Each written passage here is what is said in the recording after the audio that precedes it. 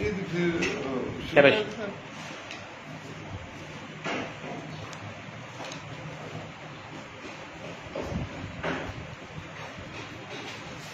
हुण कच्चा जिहा कोई टिकाणा चाहिए, हुण कच्चा जिहा कोई टिकाणा चाहिए, ढिली जी मंजी ते एक सराहना चाहिए।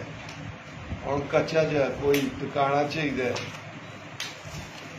खा खा थकिया रजिया कोई ना है, खा खा थकिया रजिया कोई ना।